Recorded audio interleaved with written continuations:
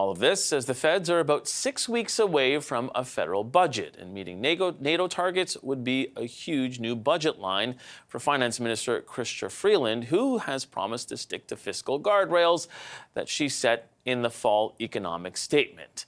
Now our front bench panel will be back, and here they are to parse the politics ahead. Christy Clark, John Tory, and Tom Mulcair. Christy, Blair had some really strong words there, but it feels like they've got competing interests because they are looking at actually trimming the spending in the military. So how do they square this ahead of the budget? When I heard Prime Minister Trudeau speak, my heart and brain were just saying empty words, empty words, empty words.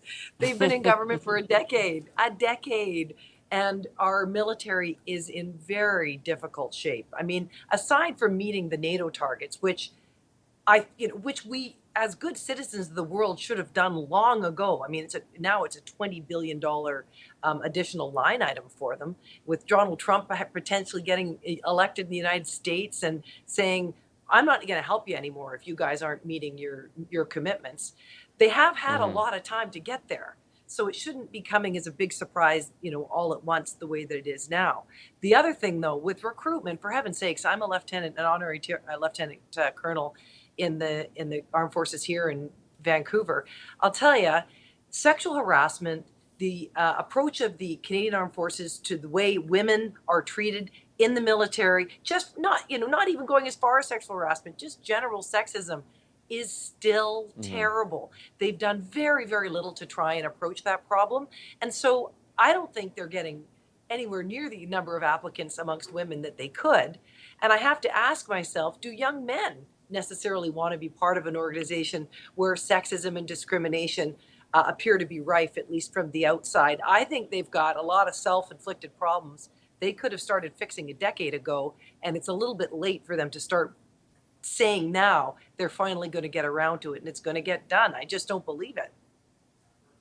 Yeah, John, and to the credit of this government, they say that they have increased spending, and that is on an upward trajectory.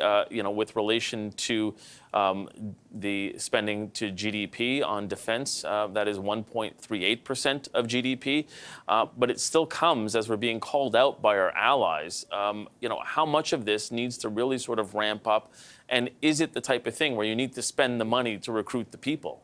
I think the last point you made is very important. And by the way, I agree with all of Christie's comments with respect to some of the issues they haven't perhaps grappled with as well as they might, to say the least. But I think the lack of recruitment, I think, is going to be directly connected to people saying, well, why would I want to join this organization that seems to run out of basic equipment, has old equipment, where we haven't articulated very well as a country what our mission is, including the defense of democracy. And I know we don't face those challenges of democracy being attacked right here on our own shores, but we could, and I think what's more importantly, we are in NATO where we are pledged to help each other and support each other. And, the notion that now people other than Donald Trump are starting to call us out, to me, is very significant. I mean, he was doing it before, but he does those things. But other people now are starting to do it. So I think they do have to step up. And let's remember, this is not just this government, but it goes back probably about 5 governments that have failed to meet these targets. Maybe these folks, should be stepping up. And I saw a poll this week suggesting it wouldn't be that unpopular. And maybe pursuant to our earlier discussion, this could be something a lot of Canadians could get behind, setting out a vision for the armed forces and properly investing in them, not to satisfy the external audiences, but to be, proud and responsible about our own country and its contribution.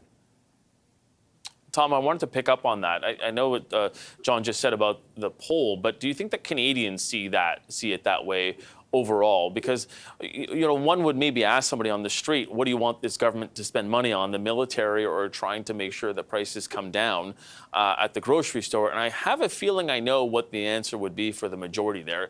Is that one of the things that we're dealing with here, that Canadians are looking at this and kind of saying, well, I'm more worried about my pocketbook than I am about a conflict that is somewhere far off? And as we know, to the north, our border is with Russia, so it's not that far off. But do you think that the perception is there for Canadians? I think that Canadians are very concerned about the place we occupy on the world stage. We've had a very serious series of setbacks. And you can go through the reasons for it all you want, but we've had we've been at loggerheads with the two largest countries in the world in terms of population, India and China, over different issues. One involved an allegation of the Indian government having killed a Canadian on Canadian soil, and the other had to do primarily with election interference, but there were other chapters in that problem. We're not doing what we used to do well. We're not playing that lead role as a middle power, but we used to be able to talk to other nations. We embarrassed ourselves in an outburst that Mr. Trudeau did, one against Saudi Arabia. They fought back, and he had to climb down completely. And then he had the Italian leader Meloni here recently to try to patch things up after he went after her on the LGBTQ issue.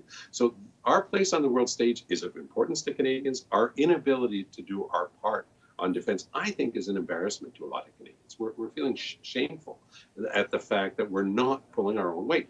And what a contrast. Mr. Trudeau used his favorite line again in the clip we just heard on defense. We're going to continue doing what we're doing. And what did Bill Blair say? What we've been doing hasn't worked. We've got to do something else. I'm of the Bill Blair school of thought. When what you're doing isn't working, try something else.